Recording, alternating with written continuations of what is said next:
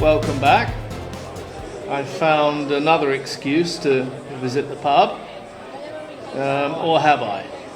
Let's check out where I really might be then. Well, as you can see, I'm actually at home, and this is my next step, my virtual studio, as you like. I feel I should have a really big fancy microphone stuck here, like all the other vloggers do, but really, no, I don't think so. I'm quite happy with my wireless mic going into the camera. So back here in the pub again.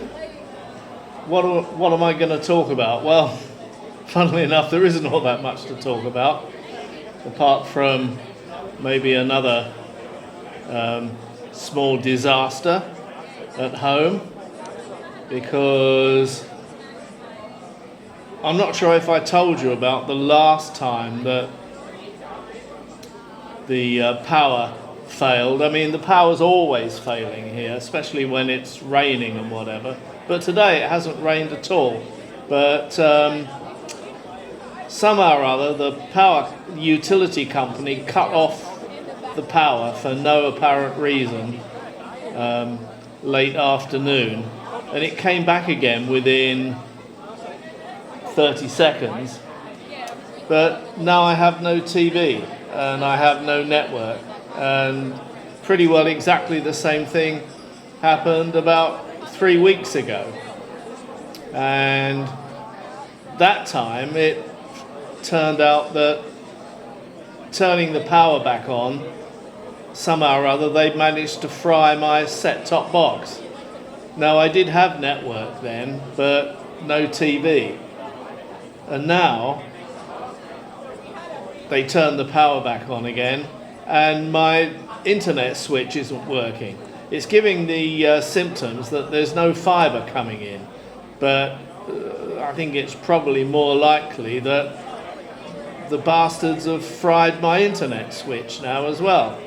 So, well, they'll just have to come back and replace it. It's the same outfit, True Vision, although they can't be blamed for the power failing. It seems impossible around here to maintain any power for any appreciable length of time. You really need an emergency generator here, but thankfully the power the power has never failed since I've been here long enough to jeopardize my freezers or anything like that. But now it looks as though I've got a long lonely night with no television and no internet. So I don't know, might have to raid the cocktail cabinet and go to bed. But anyway, that is my latest gripe, and my only gripe for today. And as you can see, I've set up my new lighting system.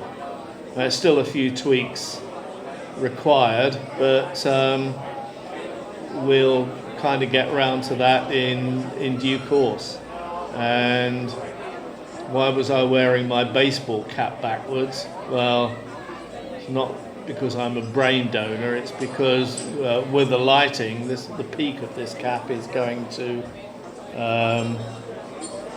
cause some dodgy shadows, and I'll just look at the video later and we'll see exactly what's going on. But other than that, the lighting seems to be quite nice, quite even, although I'll have to wait to check out the video.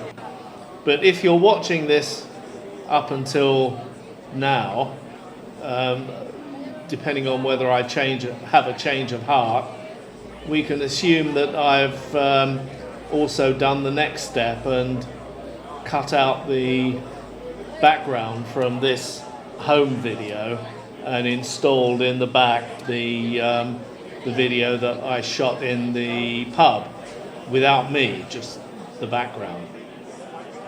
And that also frees me from another little problem, which was getting the occasional YouTube content match hit on the background music that the pubs play. So that is now completely under my control as well. I can put in my own background music which won't hit the internet. So we're making progress. I should be able to watch the output of this camera on my iPad, but I can't because I've got no bloody internet. So oh well, I guess this is going to have to be sorted out tomorrow. It's a real pain, but never mind. I don't want to bring you my troubles. I'm just grateful you're here at all. So how does this work then? Well, I've already partly gone into it. First of all, I shoot a long video in the pub of the view over the bar without me in it doing anything. That becomes the new background that I put in here. And then what I've got to do is to take this video and remove the current background behind me. The best way to do it is with a green screen, but I don't have a green screen at the moment, so I can't do that. I may get one later, but there are other ways of removing the video background, and if I manage it okay, it should look something like this, where you'll probably see me talking to you with absolutely nothing in the background. And then after that, we layer in the pub. Well, I'm really jealous because other people are sitting in that pub right now having a beer and I'm not. I'm stuck here with no goddamn television and no goddamn network. Anyway, I'm not going to start on that again. It reminds me of the fact that a guy called Tim Newton, that is a very, very accomplished newsman and reporter, if you like, of many years. He lives on the island of Phuket here. I've met him a couple of times. But he's now gone freelance. He set up the Tiger, which is now an internet. It started off as a newspaper, I believe, but now is an internet newspaper. But for some reason or other, they parted company. And he set up on his own, and expanding his scope, he decided to produce a weekly magazine program called Grumpy Old Men. And I thought, well, hell's bells, that's ideal for me.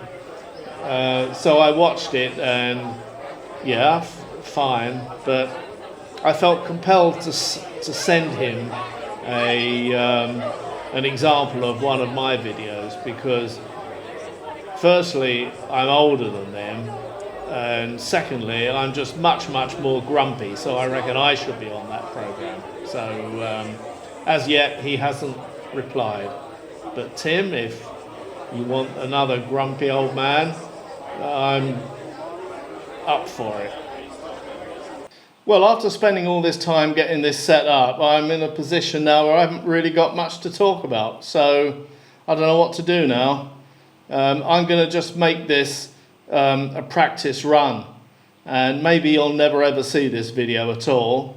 Otherwise, it will just be a short 5-minute video of my latest step towards videography and my current plight this evening, which I'm sure I'll get over one way or another. So cheerio for now. Bye-bye. Well, let's take a trip back to where we all started then, shall we? There's me here in front of my computer screen, staring at my webcam. And that's where all these pieces to camera first began.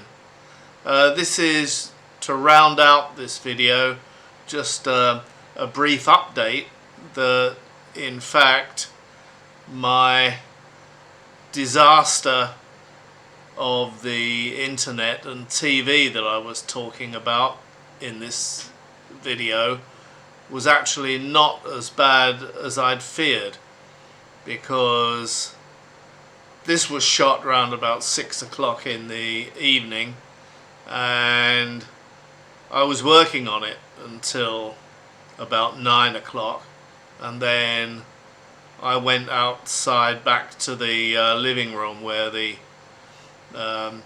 network switch is, and I found that the red lights had disappeared and my network was up again and my TV was working. So in fact the power outage hadn't fried my network, hadn't fried my internet switch as I'd feared. What it had obviously fried is something in a local distribution cabinet down the road somewhere, and it had taken them that long to get a complaint from someone and come out and fix it. But anyway, all I can say is it makes you think. I mean, if it's that flaky, and if you go online and you Google such as internet switch being damaged by a power outage or set-top box, etc., etc., there are loads and loads of people that have had this problem, and they do seem to be rather susceptible to it. So the question is, should I get a mini UPS for my internet switch and my set-top box to protect them? Knock on wood, everything else in the house seems to survive it, although there are horror stories out there about these power outages taking out your fridge and God knows what else, you know. So that's a question that I'll have to ponder. Anyway, the end of the video. See you soon. Bye bye.